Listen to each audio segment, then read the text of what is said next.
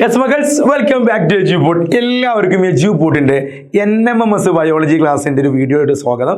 നമ്മൾ ഇന്ന് നോക്കുന്നത് നമ്മുടെ എല്ലാ പ്രീവിയസ് ഇയർ പേപ്പർ നോക്കുകയാണെങ്കിലും അതിലൊക്കെ മോസ്റ്റ് ഓഫ് ദി എല്ലാം റിപ്പീറ്റഡ് വന്നിട്ടുള്ള നമ്മുടെ കോശങ്ങൾ, സെല്ല് എന്ന് പറയുന്ന പാടില്ലടാ, അതിൽ ചില പ്രധാനപ്പെട്ട കണ്ടുപിടുത്തങ്ങളാണ്, ഡിസ്കവറീസാണ്. അവിടെ ചോദിക്കാറുണ്ട് സെല്ല് കണ്ടെത്തിയത് ആരാ, അതിൽ തന്നെ ഡെഡ് സെല്ല് ആരാ കണ്ടെത്തിയത്, ന്യൂക്ലിയസ് ആരാ കണ്ടെത്തിയത്, ലൈവ് സെല്ല് ആരാ കണ്ടെത്തിയത്.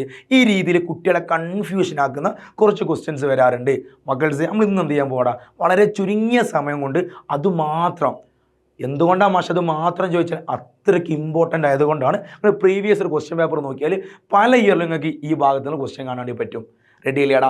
ആദ്യം നമ്മൾ പോകുന്നത് ആരാണ് കോശം കണ്ടെത്തിയത്. എൻ്റെ മക്കളെ, കോശം ആര് കണ്ടെത്തി എന്നുള്ള ചോദ്യം വന്നാലും അതുപോലെ തന്നെ ഡെഡ് സെല്ല്, മൃതകോശങ്ങൾ അല്ലെങ്കിൽ ജീവനില്ലാത്ത കോശങ്ങൾ ആരാണ് കണ്ടെത്തിയെന്ന് ചോദിച്ചാലും മക്കളെ ഒരേ ഉത്തരമാണ് കൊടുക്കേണ്ടത്. അതാണ് എന്ത്? റോബർട്ട് ഹുക്ക് എന്ന് പറഞ്ഞാൽ കേട്ടോ. റോബർട്ട് ഹുക്ക് എന്ന് പറയുന്ന സയൻറ്റിസ്റ്റാണ്, ശാസ്ത്രജ്ഞനാണ് ആദ്യമായിട്ട് കോശങ്ങളെ, സെല്ലുകളെ നിരീക്ഷിച്ച് കണ്ടെത്തിയത്. സോ മക്കൾസ്, ആ കണ്ടെത്തിയ ആളുകൾ എന്തായിരുന്നു? ജീവനില്ലാത്ത ഡെഡായിട്ടുള്ള മൃതകോശങ്ങളായിരുന്നു. അപ്പോൾ ഡെഡ് സെല്ല് കണ്ടെത്തിയത് ആരാന്ന് ചോദിച്ചാലും അതുപോലെ തന്നെ ആദ്യമായിട്ട് കോശങ്ങൾ കണ്ടെത്തിയത് ആരാന്ന് ചോദ്യം വന്നാലും മക്കളെ സെയിം ഉത്തരമാണ് കേട്ടോ, റോബർട്ട് ഹുക്ക്.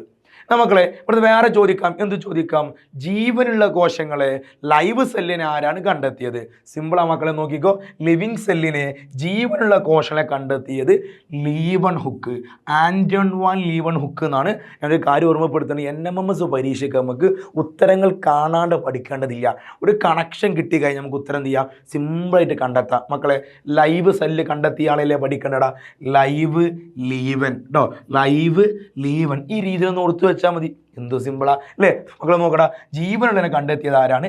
ലീവൺ ഹുക്ക് ആകുന്നു. Live cell, Leeuwenhoek. Ready അല്ലേടാ? എന്നാൽ ഇവിടുന്ന് വീണ്ടും കൺഫ്യൂഷൻസ് ആകുന്ന വേറൊരു ഭാഗമാണ് മർമ്മം കണ്ടെത്തിയത്.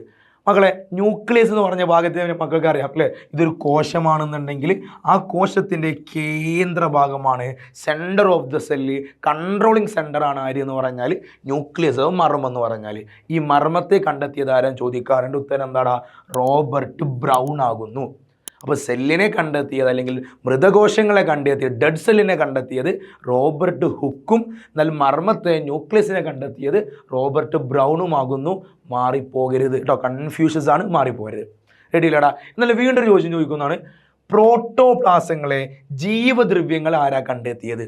അപ്പോൾ ചോദിക്കും, അല്ല മാഷേ, എന്താണ് ഈ പ്രോട്ടോപ്ലാസം അല്ലേ? മക്കളെ ഒന്ന് നോക്കടാ, ഇതൊരു കോശമാണ് എന്നുണ്ടെങ്കിൽ, ഇതൊരു കോശമാണെങ്കിൽ ഈ കാണുന്ന വയലറ്റ് ബോർഡർ സെൽ മെംബ്രെയിൻ ആണെങ്കിൽ, കോശത്തിൻ്റെ പ്ലാസ്മ സ്തരമാണെങ്കിൽ അല്ലെങ്കിൽ കോശസ്തരമാണെന്നുണ്ടെങ്കിൽ ഇതിനുള്ളിൽ കാണുന്ന എല്ലാ ഭാഗത്തെയും വിളിക്കുന്ന പേരാ മക്കളെ എന്ത് എന്ന് പറഞ്ഞാൽ നമ്മുടെ പ്രോട്ടോപ്ലാസം എന്ന് പറഞ്ഞാൽ. റെഡി അല്ലേ? ഈ ന്യൂക്ലിയസ് ഒഴികെയുള്ള ബാക്കിയുള്ള ഭാഗത്തിന് ഇങ്ങനെയുള്ള ഈ ഭാഗത്ത് നമ്മൾ വിളിക്കുന്ന പേര് സൈറ്റോപ്ലാസം അല്ലെങ്കിൽ കോശദ്രവ്യമെന്നും, ഈ ന്യൂക്ലിയസ് അടക്കം എല്ലാ ഭാഗത്തെയും വിളിക്കുന്ന പേര് ജീവദ്രവ്യം അല്ലെങ്കിൽ നമ്മുടെ പ്രോട്ടോപ്ലാസം എന്നാണ്. ചോദിച്ച ചോദ്യം എന്താടാ? പ്രോട്ടോപ്ലാസത്തിനെ ആദ്യമായിട്ട്, ജീവദ്രവ്യത്തെ ആദ്യമായി കണ്ടെത്തിയത് ആരാന്നാണ്. വീണ്ടും കൺഫ്യൂഷൻ ആകുന്ന ഭാഗമാണ് കേട്ടോ. പുർക്കിഞ്ചെ എന്ന് പറയുന്ന ഒരു സയൻറ്റിസ്റ്റാണ് കണ്ടെത്തിയത്. പേര് തന്നെ ഒരു കോമഡിയാണ്. ഇങ്ങനെ ഓർത്ത് വെക്കടാ, പ്രോട്ടോപ്ലാസം, പുർക്കിഞ്ചെ, ഒരു PP ബന്ധം അല്ലേ? ഓക്കെ, റെഡി മക്കളെ. പ്രോട്ടോപ്ലാസം കണ്ടെത്തിയ ആരാകുന്നു? പുർക്കിഞ്ചെ ആകുന്നു. സിമ്പിൾ, മാറിപ്പോരുത്. എന്നാൽ മക്കളെ, അടുത്തൊരു ചോദ്യം നോക്കിക്കേടാ. പ്ലാന്റ്സ് ആർ മെയ്ഡപ്പ് ഓഫ്, എല്ലാ സസ്യങ്ങളും കോശങ്ങളാൽ നിർമ്മിതമാണെന്ന് നമ്മൾ ടെക്സ്റ്റിൽ പറയുന്നുണ്ട് അല്ലേ? 1838 1838 എല്ലാ കോശങ്ങളും സെല്ലുകൾ കൊണ്ട്, കോശങ്ങൾ കൊണ്ട്, എല്ലാ സസ്യങ്ങളും കോശങ്ങൾ കൊണ്ട് നിർമ്മിച്ചത് കണ്ടെത്തിയത് ആരാടാ? നമ്മുടെ ബഹുമാനപ്പെട്ട മത്തിയാസ് ജേക്കബ് ഷ്ലീഡൻ അല്ലെങ്കിൽ ആരാണ്? MJ ഷ്ലീഡൻ ആകുന്നു.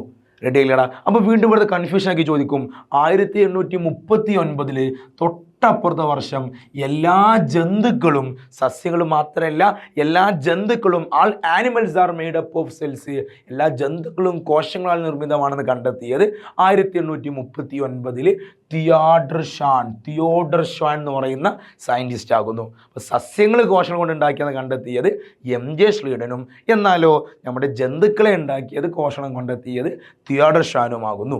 റെഡി അല്ലേടാ? ഈ കാര്യങ്ങൾ, ഈ ഒരു കാര്യത്തിലോട്ട് നമ്മൾ എന്ത് ചെയ്യുന്നു?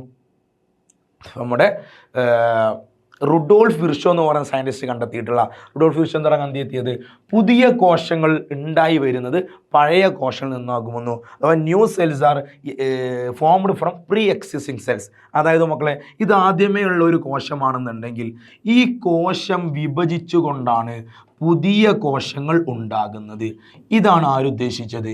നമ്മുടെ റുഡോൾഫ് വിർഷോ. മക്കളെ ആ വർഷം കൂടി ഒന്ന് നോട്ട് ചെയ്ത് വെക്കണം.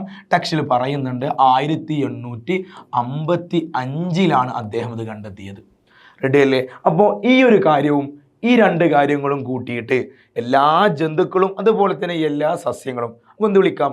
എല്ലാ ജീവികളും എന്ന് വിളിക്കാം അല്ലെ? ജീവനുള്ള എല്ലാവരും എന്താകുന്നു? കോശങ്ങൾ കൊണ്ട് നിർമ്മിച്ചതാകുന്നു. അതൊരു പോയിന്റ്. അതുപോലെ തന്നെ പഴയ കോശങ്ങളിൽ നിന്നാണ് പുതിയ കോശങ്ങൾ ഉണ്ടായി വരുന്നത്. ഇതൊരു മറ്റൊരു പോയിന്റ്. ആൻഡ് ഇതിലേക്ക് ഒരു പോയിന്റ് കൂടി എക്സ്ട്രാ ആഡ് ചെയ്തിട്ട് മക്കളെ, എന്താണ് എക്സ്ട്രാ ആഡ് ചെയ്ത പോയിന്റടാ? Cell is the basic structural and unit functional unit of life.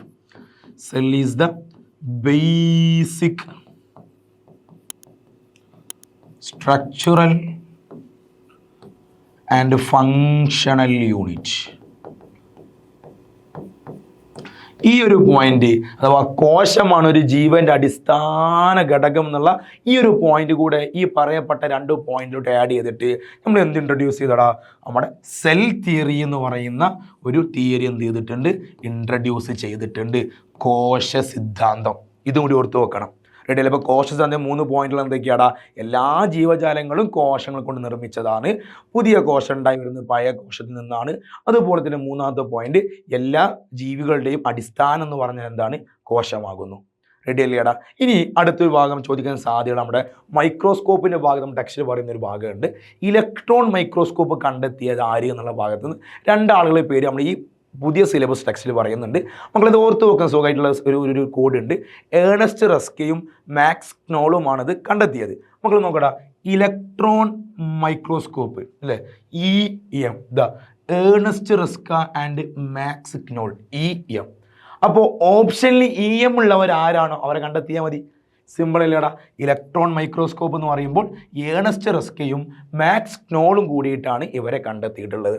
റെഡിയാണ് അവിടെ? അപ്പോൾ ഇതൊക്കെയാണ് ഇവിടുത്തെ നമ്മുടെ പ്രധാനപ്പെട്ട ചില കൺഫ്യൂഷൻസ് ആയിട്ടുള്ള ഡിസ്കവറികൾ അഥവാ നമ്മുടെ കണ്ടെത്തലുകൾ.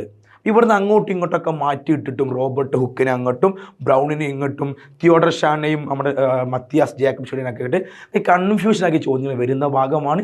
ഒരു മാർക്കിന് മാക്സിമം എല്ലാ അധിക പ്രീവിയസ് പേപ്പറിൽ കണ്ടിട്ടുള്ള ചോദ്യമാണ്. ഉഷാറായിട്ട് പഠിക്കുക. മക്കളെ ഡൗട്ട് ഉണ്ടെന്നുണ്ടെങ്കിൽ ജസ്റ്റ് ഒന്ന് കമൻറ്റ് ചെയ്താൽ മതി കേട്ടോ. റിപ്ലൈ തരുന്നതായിരിക്കും. എല്ലാവരും ഒന്ന് ലൈക്ക് ചെയ്ത് വെക്കുക. നമ്മുടെ NMMS ബഡ്ഡീസ് നമ്മുടെ ഗ്രൂപ്പ് ചേടാ അവർക്കൊന്ന് ഷെയർ ചെയ്ത് കൊടുക്കുക കേട്ടോ. സോ മക്കൾസ്, ബൈ ബൈ.